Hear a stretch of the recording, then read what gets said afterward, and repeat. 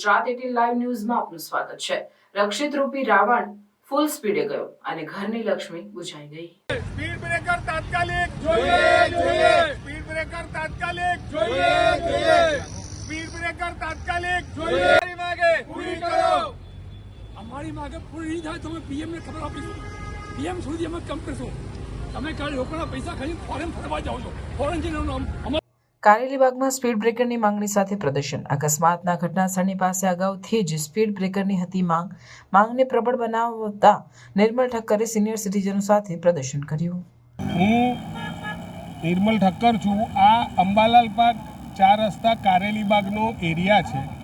અહીંના રહીશોએ આ સત્તાધીશો આગળ લેખિત અને રૂબરૂ ઘણી વખત સ્પીડ બ્રેકરની માગણીની રજૂઆત આ કરેલી છે। ગત 2 દિવસ પહેલાં હોળીને દિવસે રાત્રે 11:30ના સુમારે રક્ષિત રૂપી રાવણ અને એનો એક મિત્ર ડ્રગ્સનું સેવન કરીને 100-125ની સ્પીડે અહીંથી ગાડી અંકારીને આગળ ગયા અને ઘરની લક્ષ્મી બુજાઈ ગઈ અને બાકીના 6 થી 7 જણ ઈજાગ્રસ્ત છે। એમાંથી 1 કે 2 જણની સ્થિતિ ગંભીર છે।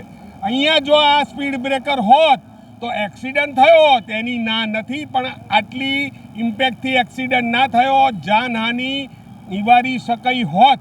પણ આ બહેરા અને કુંભકર્ણની નિંદ્રામાં સૂતેલા જે સત્તાધીશો છે એને કોઈ જાડી ચામડીના લોકોને ફરક નથી આપણે પડતો।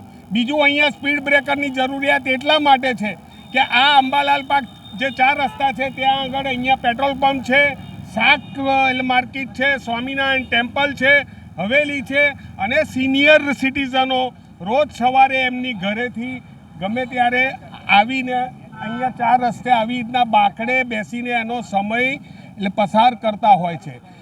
પરંતુ અહીંનો જે ટ્રાફિક છે, ગત 1 વર્ષ પહેલાં આ જ અંબાલાલ પાર્ક 4 રસ્તા આગળ એક ભાઈએ જીવ ગુમાવેલો છે એક્સિડન્ટમાં।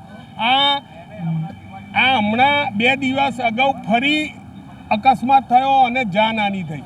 હવે તો સિનિયર સિટીઝન અમારી માગણી એવી છે કે અહીંયા આગળ સ્પીડ બ્રેકર તાત્કાલિક ધોરણે થવું જોઈએ। અને બીજી એક માગણી એવી છે કે ભાઈ, જેમ ગોરવામાં શાક માર્કેટને તમે કોર્પોરેશનનો રિઝર્વ પ્લોટ ફાળવી આપ્યો તો કારેલીબાગમાં પણ રિઝર્વ પ્લોટ ઘણા છે। આ બધા રિઝર્વ પ્લોટ જોવા માટે રાખેલા છે નહીં, શાક માર્કેટને ફાળવી આપો તો આ ટ્રાફિકની સમસ્યા આપોઆપ ઘણી બધી હલ થઈ શકે। નિર્મલ ઠક્કર।